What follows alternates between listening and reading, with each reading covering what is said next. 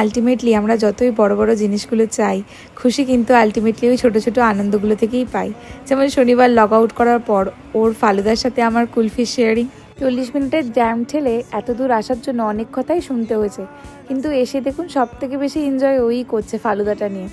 এরপরে আমার পালা, ফালুদাটা ওকে কিনে কুলফিতে চুবে এই যে খাওয়ার মজাটাই আলাদা। ওই যে শুরুতেই বললাম, যতই বড় বড় জিনিস খুঁজি, ছোট জিনিসেই আমি সব থেকে বেশি খুশি। কিন্তু খুশি থাকি চাই কতক্ষণ? খুশি থাকলেই তো কেউ নজর লাগিয়ে দেয়। লোকের কথা শুনে এসেছিলাম পিলেদার্সে।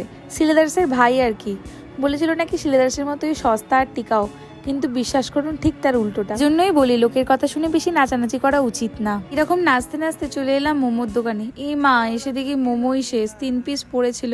ওই যে নাজার ইজ রিয়েল গাইস, কেউ নজর লাগিয়ে দিয়েছে হাসছিলাম বলে। তাতে কি আছে, আমি তো কাকুর কাছে 2 টাকা বার্গেনিং করে 2 টাকা আলুর দম কমিয়েও খুশি হয়ে যাই। থেকেও বেশি খুশি হবো তোমরা সাবস্ক্রাইব করে পাশে থাকলে। I see you in the next one, by.